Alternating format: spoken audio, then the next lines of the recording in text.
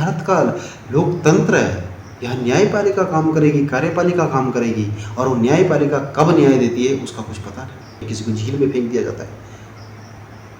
क्या आए दिन अब पहाड़ों में भी ये घटनाएं होने लगेंगी?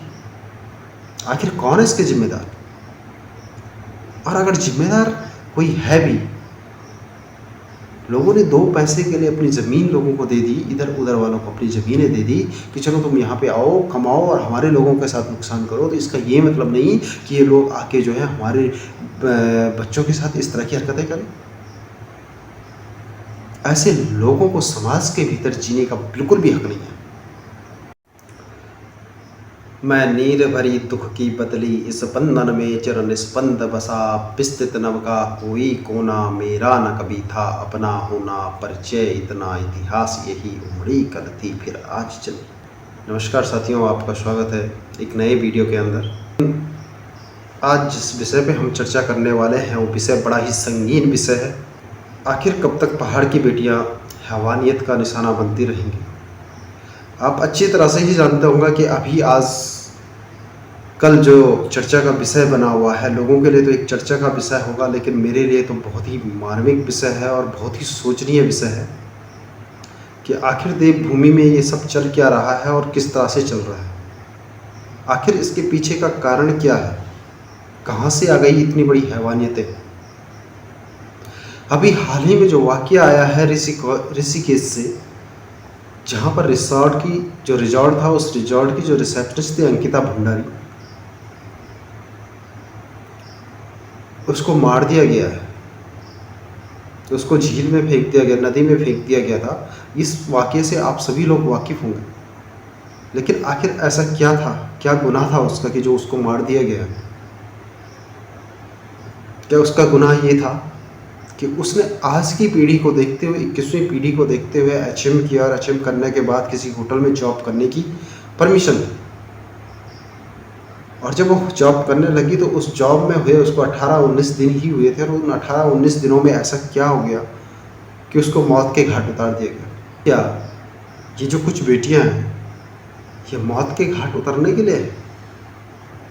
क्या इसलिए उन्होंने अपने घर को या अपने आप को कुछ करने कमाने के लिए अपने इतने साल दिए?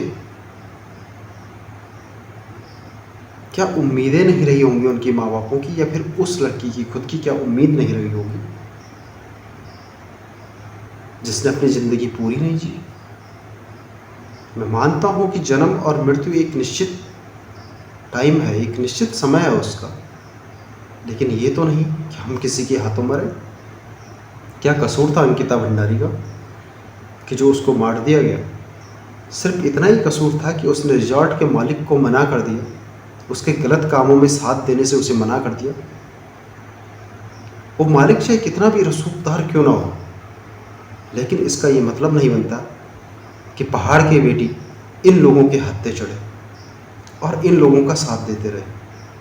कहीं ना कहीं एक तरफा इस मामले में जो कमी है वो हमारे समाज की भी है, और कहीं ना कहीं उन नेताओं की भी है, या फिर गवर्नमेंट चलाने वाले गवर्नमेंट की भी है। मैं किस बात को लेके ये सब कुछ कह रहा हूँ, आपको पुष्टि करता हूँ।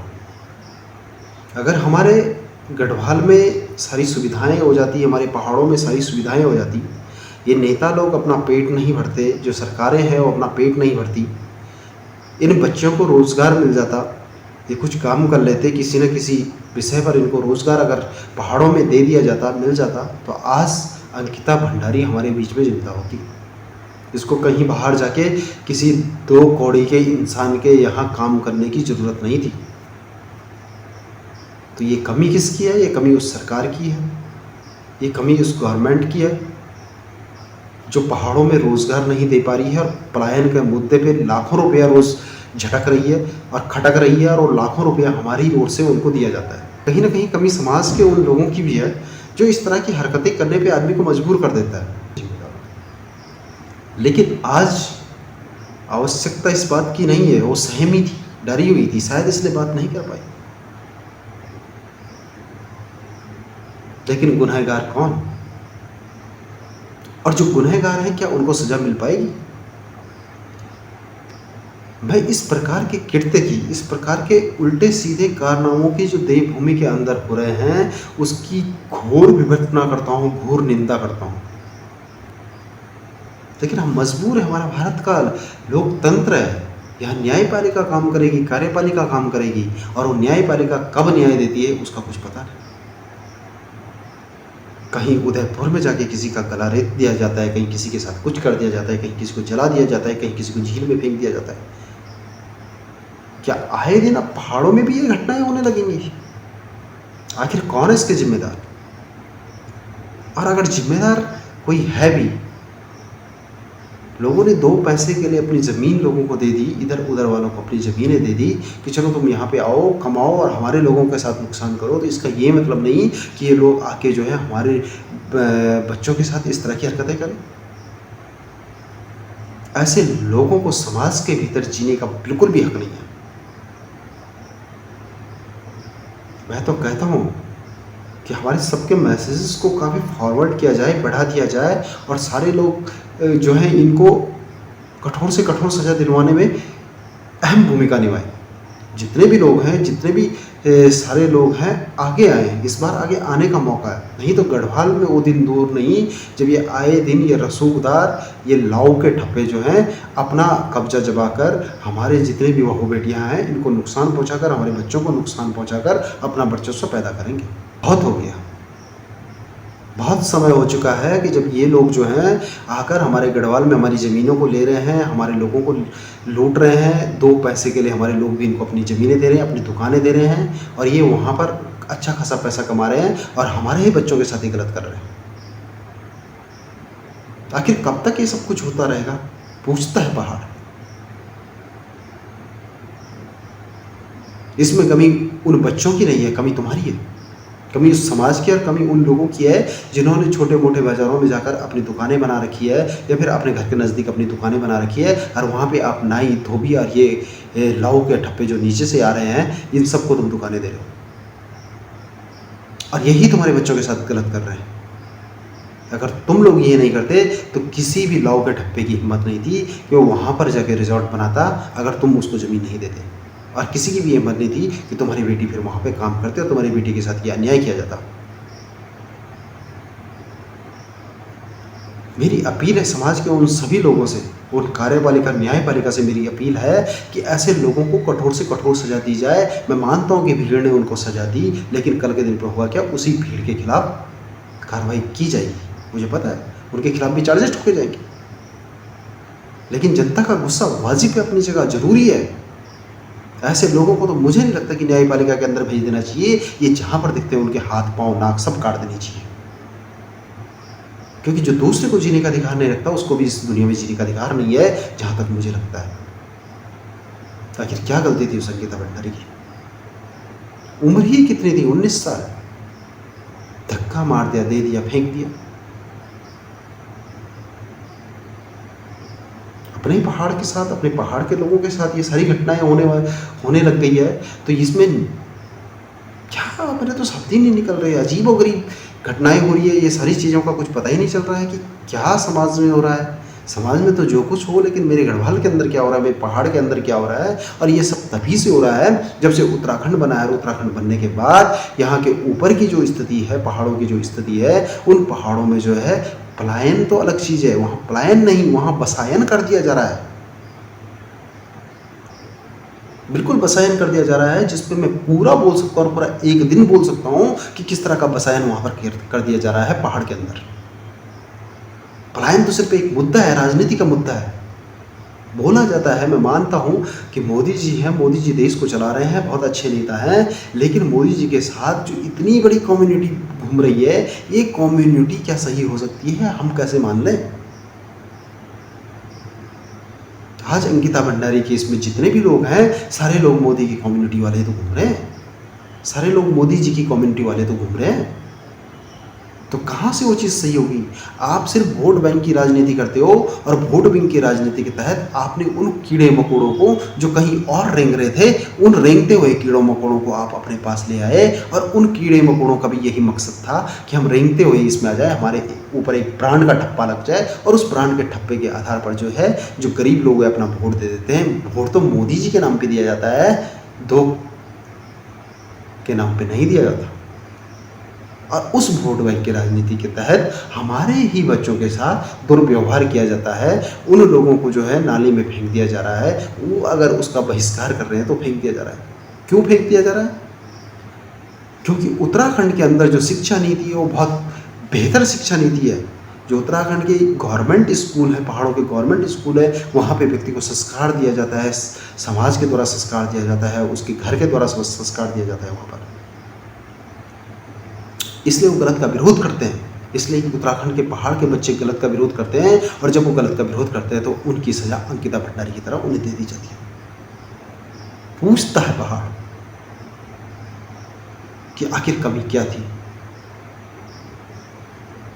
मुझे समाज के उन तमाम वर्गों को यही संदेश देना है कि जो राजनीति के रूप में जो है अपने घर में झंडे झंडे बोकते हैं, आप इन झंडे झंडों को बोकना बंद करो।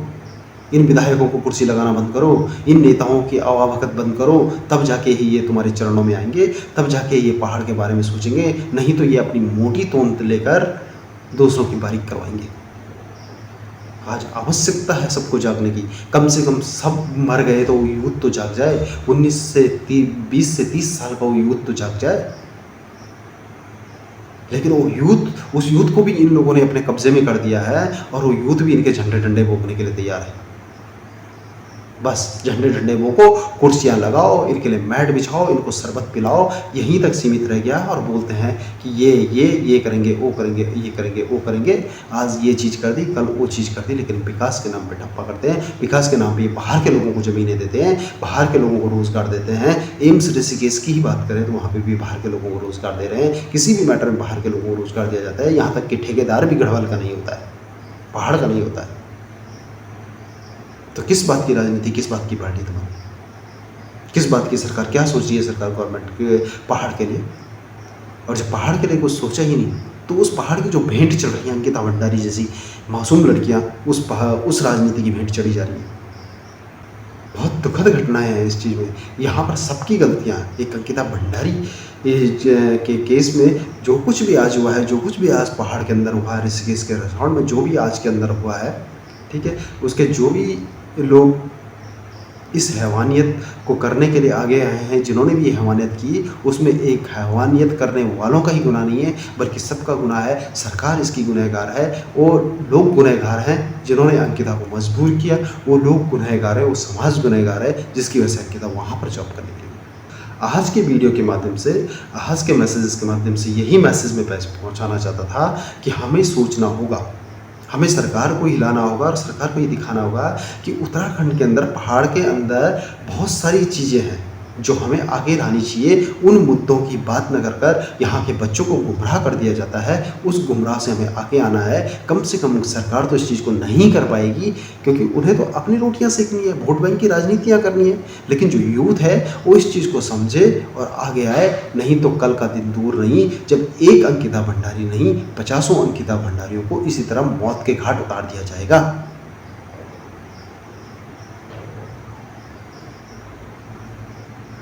तो अब फैसला यूथ के हाथ में, अब फैसला पहाड़ में जो वहाँ के वास्तव में पहाड़वादी है उनके हाथ में है कि उन्हें क्या करना है। नहीं तो वही दिन जो मैं पहले बोल रहा हूँ कि 50 अंकिता भंडारी को मौत के घाट ऐसे ही उतार दिया जाएगा। ये मैं आज ही क्लियर कर रहा हूँ। मेरा मकसद ये नहीं था कि अंकिता भंडारी के साथ क्या हुआ, कैसे हुआ, वो कहानियाँ सुनानी नहीं थी, क्योंकि वो कहानियाँ आप लोग जो है नेट पे सर्च मार के कर सकते हो। मैंने भी स्क्रीनशॉट्स लगा रखे हैं। उन चीज़ों को आप हर जगह देख सकते हो। किसी भी न्यूज़ चैनल पे अंकिता भंडारी का केस चल रहा है, वो लगातार मिल रहा है। मेरा मकसद था कि लोगों को सही बातें बताना कि आखिर ये मामला हुआ क्यों है। और इस मामले की पूरी जांच पड़ताल तो आप देख ही रहे होंगे, हर जगह देख रहे होंगे, लेकिन आगे ऐसा ना हो इसलिए मैं इस वीडियो के माध्यम से ये मैसेज सबको देना चाहता हूँ कि आज भी जाग जाओ। अगर आज नहीं जागे तो फिर कभी नहीं जाओगे और बहुत मुश्किल हो जाएगा जब देव भूमि दानव भूमि में बदल जाएगी। तो आज के लिए बस इतना ही, फिर मिलते हैं एक नई वीडियो के साथ, तब तक के लिए नमस्कार।